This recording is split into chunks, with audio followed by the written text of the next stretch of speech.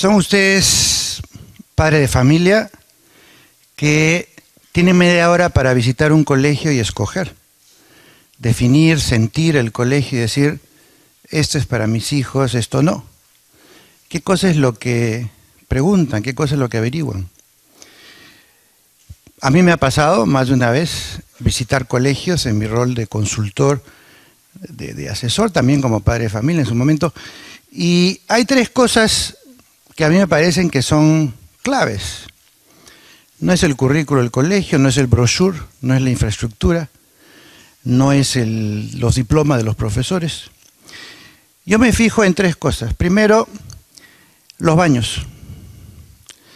¿Qué cosa más íntima, más privada, más muestra de respeto por las necesidades de las personas que el baño de los alumnos, el baño de los profesores y el baño de los trabajadores? Esto da una buena idea de qué consideración tienen los propietarios o promotores del colegio con respecto a la parte más íntima que tiene una persona, que es aquella que ocurre cuando tiene que ocuparse de sus necesidades de higiene personal. Lo segundo es, ¿dónde queda la oficina del director? ¿Están allá en el tercer piso, en el Olimpo, para que nadie lo moleste, que nadie lo fastidie, para no tener que intervenir en las cosas cotidianas? ¿O está ahí en el patio, al lado de los padres, al lado de los alumnos, para que pueda ver con sus propios ojos todo el tiempo lo que está pasando a su alrededor y para que la distancia entre el alumno y el director sea 1 metro o 2, lo que tome tocar la puerta y entrar? Y en tercer lugar, ¿cómo es la evaluación de ingreso? La evaluación de ingreso es una evaluación por la cual el colegio toma pruebas psicológicas, académicas y demás al estudiante para poder ver desde que el niño es pequeñito quién tiene alguna yayita para no aceptarlo, quién tiene una mente por debajo de la privilegiada para no aceptarlo. El mensaje que se transmite con eso es decir, nosotros no queremos niños con problemas y vamos a descartarlos de inmediato, y si van a aparecer después, los vamos a descartar después. En cambio, hay colegios que escogen alumnos al azar, o porque son los hijos de exalumnos, o porque son hermanos de estudiantes que ya estudian y no juzgan al niño para decidir si lo reciben o no. Simplemente el contexto que hace que escogen a unos y a otros no, pero no porque el niño tenga alguna lesión o porque el niño tenga alguna falla estructural o porque su cerebro no es el privilegiado, porque lo que nos están diciendo en pocas palabras es no queremos niños que tienen alguna dificultad. En otras palabras, los niños que necesitan al mejor colegio son rechazados por aquellos que se dicen ser los mejores colegios. Lo segundo que hay que pensar en términos de la educación de hoy es el tema de la evaluación. Se habla mucho de las inteligencias múltiples, probablemente algunos de ustedes hayan escuchado hablar de que las personas no tienen solamente inteligencia lógica, matemática, sino también naturalista, intrapersonal, social, corporal, kinestética, musical, espacial. Gracias a Howard Gardner, un psicólogo de Harvard que planteó esto como consecuencia de un largo estudio hace más de 30 años. Pero aún hoy nosotros vemos, por ejemplo, que si un alumno recibe una libreta en la que tiene, por decir, 20 en arte, 18 en literatura, 11 en matemáticas, 11 en biología, lo que va a decir el común de los padres o el común de los maestros, tutores, es, oye, ¿qué te pasa? Estás mal en matemáticas, estás mal en biología, ¿por qué no estudias más? Raros serán los padres o consejeros o tutores que le digan, qué gusto me da que te hayas sacado 20 en arte, ojalá te sigas esforzando en arte y ojalá si te hace falta algo más te voy a dar clases de refuerzo de arte, porque tu éxito se va a construir sobre tus áreas fuertes y no sobre tus áreas débiles. Pedirle que dedique todo su tiempo a estudiar matemáticas a una persona que tiene limitaciones para el aprendizaje o el disfrute de matemáticas es hacerle perder el tiempo en lugar de cultivarle sus fortalezas. El éxito en la vida se juega en las fortalezas y no en el cultivo de las debilidades. Claro, uno tiene que aprender un mínimo suficiente como para poder aprobar, para ser una persona adaptada, una persona que llega por lo menos al común del conocimiento esperado para un cierto nivel, pero de ahí a despreciar los talentos, las fortalezas, las virtudes del alumno, porque tiene que salir mejor en matemáticas, es absolutamente ridículo y retrógrado. Cuando hablamos del respeto a los talentos, las capacidades y las virtudes y fortalezas de los alumnos. Hay una universidad que quiere ofrecer una beca para un alumno que tiene el potencial de tener éxito en la vida. Un potencial de ser líder, tener éxito en la vida, etc. Y tenemos dos alumnos. Un alumno es un estudiante homogéneo, meticuloso, dedicado, concentrado en sus libros, sistemáticamente saca 16, 17, no muy sociable, no hace muchas cosas más allá de dedicarse a estudiar. Y saca promedio 16,5, 17, está en el tercio superior. Tenemos otro estudiante que es un chico sociable, cuenta chistes, toca música, tiene guitarra, puede organizar actividades del grupo, puede sacar 20 en computación, 11 en matemáticas, su promedio es 13. ¿A quién le dan la beca? Al que tiene 17. ¿Quién tiene más posibilidad de tener éxito como emprendedor líder de su generación? El otro, el que tiene 13. Solamente que todavía en el colegio no encontró el estímulo o la motivación suficiente para explotar todos sus potenciales. Pero todos los datos están ahí. Es cuestión nada más que hagan clic y se va a convertir en una persona de mucho éxito. Pero le vamos a dar la beca al otro. Y vamos a dejar afuera al que en realidad tiene mayor potencial. Esto que ven ustedes es un zapato. Esto se parece a la inteligencia de muchos padres y de muchos profesores. Y les voy a explicar por qué. Miren, cuando ustedes, digamos que ustedes son padres de familia y ustedes quieren donarle zapatos a los alumnos del primer grado. Y entonces, ¿qué hacen? Un profesor tradicional, un padre de familia tradicional, lo que hacen es preguntarle al pediatra o al profesor ¿cuál es el tamaño estándar de calzado en primer grado? Entonces le dicen 26. Entonces va a la tienda, compra 30 pares de zapatos 26 y lo lleva al aula. Y entonces cuando va al aula descubre que hay niños que calzan 28, que tendrán que cortarse el pie pues para que calce. Y hay niños que calzan 24 que tendrán que rellenarlo pues con algodón o con algo, porque el estándar es 26. Y si el alumno no se ajusta al estándar, tiene que deformarse corporalmente para ajustarse al estándar, que es el examen, que es la tarea, que es el estilo de aprendizaje, que es el ritmo de avance en los libros y demás. Una cosa tan elemental como entender que todos los niños son diferentes y que es absolutamente evidente cuando hablamos del zapato, no es evidente cuando uno habla de las capacidades no visibles, no tangibles, como por ejemplo la inteligencia, la madurez, la capacidad de funcionamiento intelectual en ciertas áreas, la motivación, los procesos de aprendizaje. Como no se ve, esto sí se ve, y por eso nos causa risa, porque es estúpido que uno diga voy a ponerle un zapato 26 a alguien que calza 28, o voy a ponerle un zapato 26 a alguien que calza 24, es tan estúpido que uno se ríe. Pero cuando decimos que eso mismo pasa en la mente de los chicos, que todos son diferentes y piensan distinto y avanzan distinto y entienden distinto y captan distinto y se motivan distinto y tienen distintas velocidades de procesamiento intelectual y tienen distintos intereses, etcétera, nos dicen no, el estándar es este y todos tienen que aprender igual al mismo tiempo, con el mismo programa, con el mismo libro, con la misma tarea, con el mismo ejercicio, con los mismos exámenes, serán evaluados porque lo que manda es el estándar. Siguiente.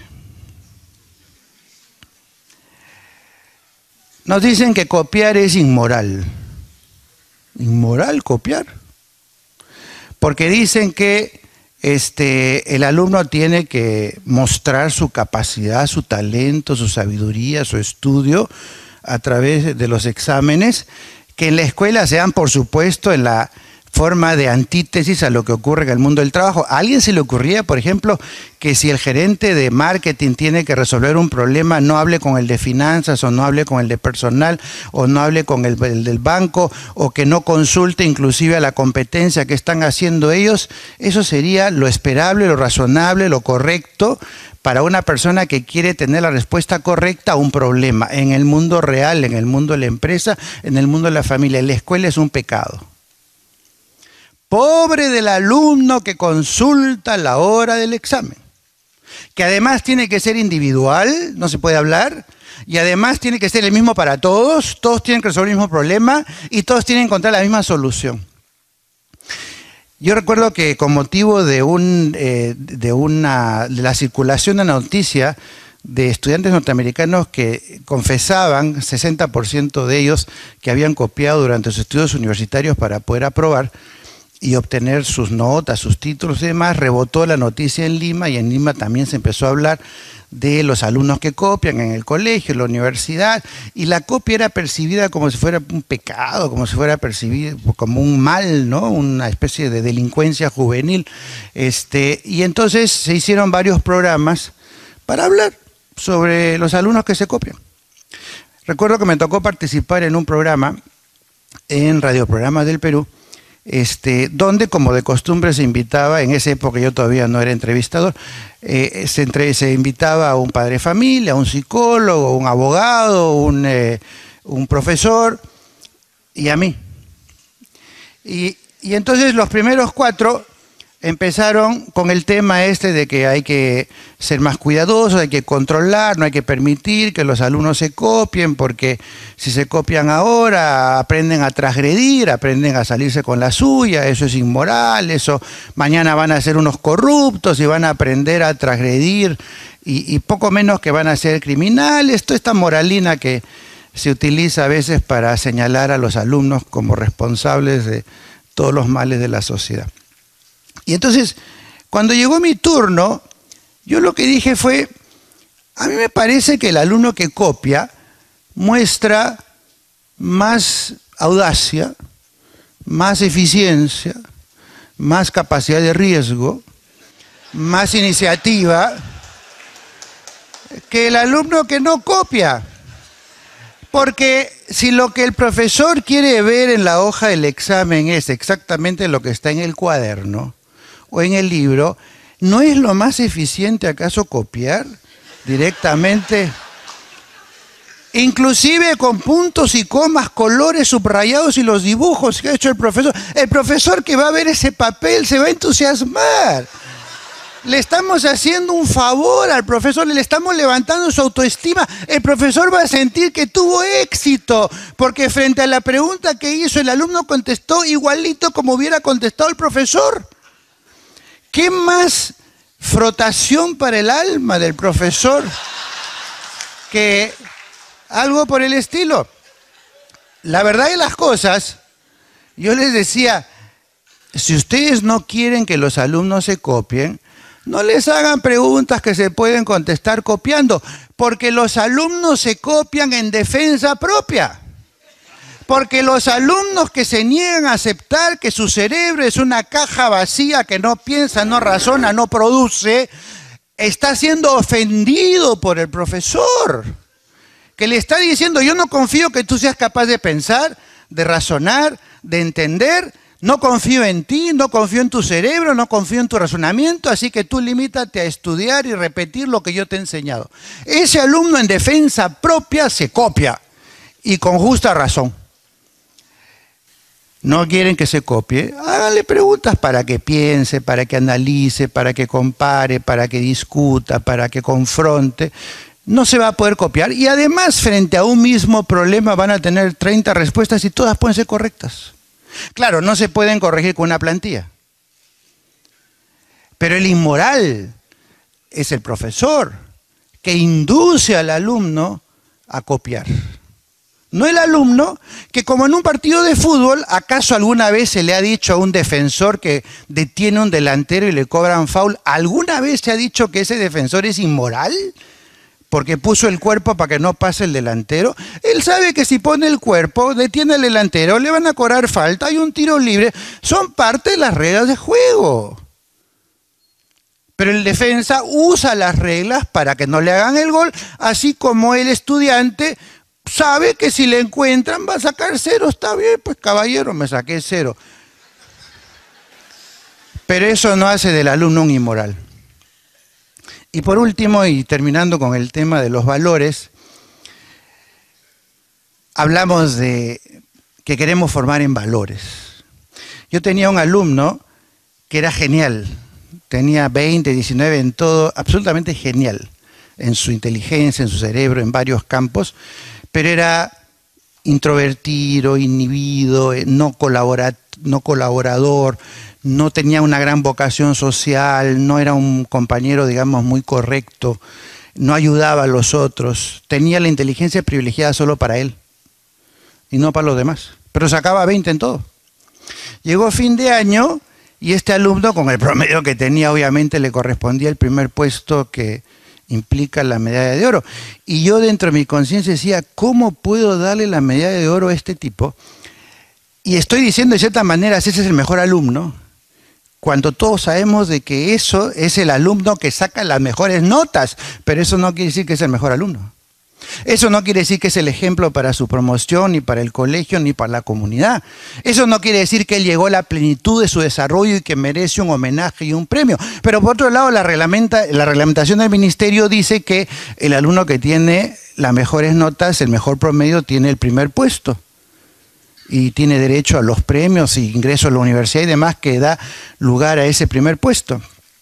Y entonces yo me quedé pensando, decía, ¿cómo hago para estar bien con Dios y con el diablo? Es decir, ¿cómo hago para no negarle su primer puesto, porque de acuerdo a las reglas le corresponde, pero hacerle sentir que eso no es todo?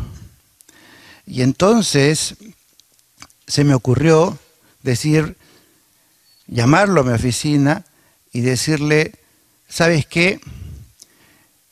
Te mereces, te has ganado por los puntos que tienes la medalla de oro y te la voy a entregar. Lo que no te has ganado es mi respeto. Se quedó pensando, como ocurre tantas veces con los alumnos que tienen buena pasta, se sonrió y me dijo, búscame en 5 años. Dio gracias, le fue bien. Gracias.